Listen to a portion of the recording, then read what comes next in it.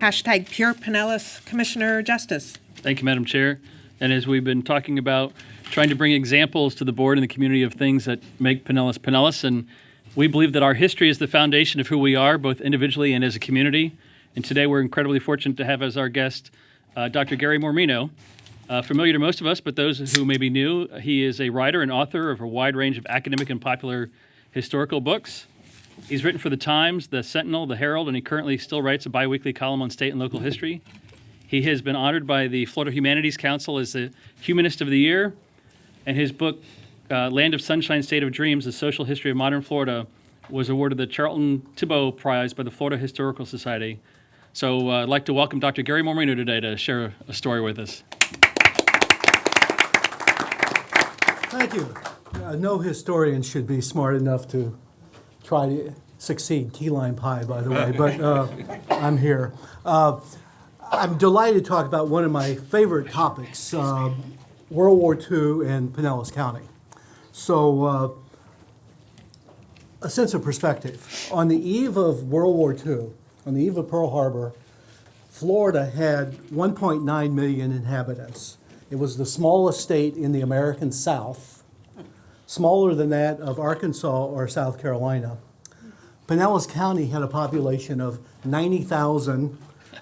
St. Petersburg had 60,000, Clearwater 10,000, Largo 1,000, Pinellas Park 690.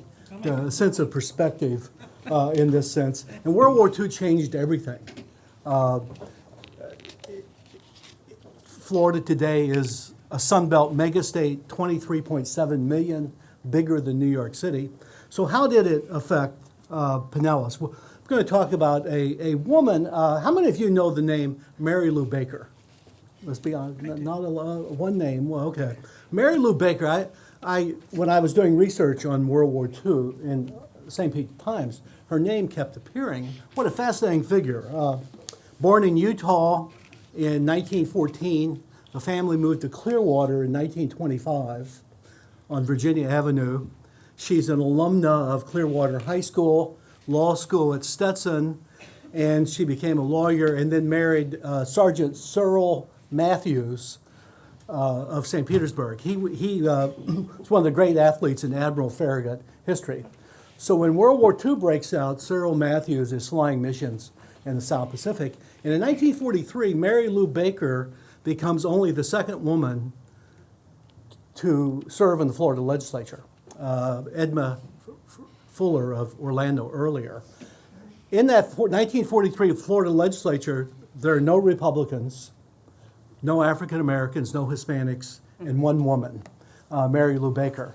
And she authors this piece of legislation officially called the Married Women's Act, but the press soon dubbed it the Women's Emancipation Act.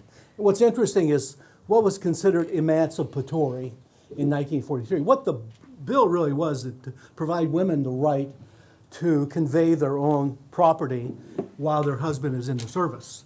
She tried to attach a bill to get women the right to serve on juries. That failed. That would not take place until 1949. It was a very difficult bill to get passed.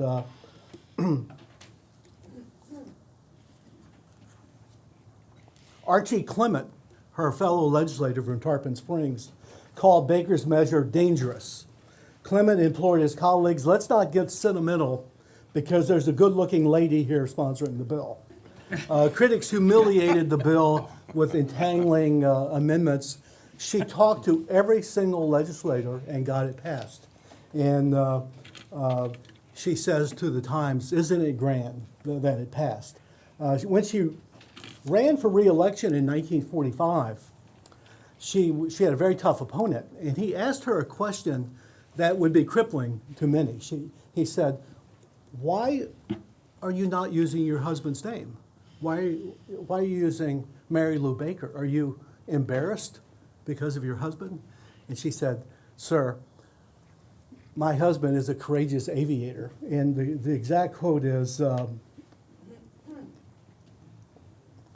I received my law degree and my certificate to practice as Mary Lou Baker. It might even be considered unsportsmanlike for me to use the name of my husband upon the ballot and thereby borrow the goodwill established by the name of Captain Cyril Matthews. She won the re-election battle, and during the celebration, she announced first that she had just told her husband, and secondly, she had told her husband that she was pregnant. By the way, when I nominated Mary Lou Baker for the Florida Women's Hall of Fame, I did not know where her son lived. Her son, we finally connected. He's a psychiatrist in Baton Rouge, Louisiana. She ran again for re-election in 1947, but was defeated. She died very young. She died in 1965. She had not even reached her 50th birthday. But there are only two women from Pinellas County on the Florida Women's Hall of Fame. Anyone know the other? And there's an interesting connection. One of the reasons Baker lost was by the late 40s, Pinellas County was changing dramatically. Republicans from the Midwest moving, transplants, and Pinellas was converting to what would soon become a Republican county. And Mary Grizzle was the first Republican female legislator in Tallahassee.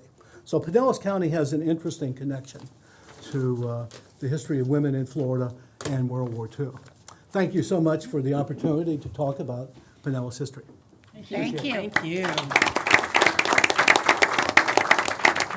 Well, it was a very applicable story since it's International Women's Month. So thank you, Dr. Mormino, for such an interesting presentation and a glimpse into the history of Pinellas County. And thank you, Commissioner Justice. Perfect. Thank you. Thank you, Dr. Mormino. We appreciate it.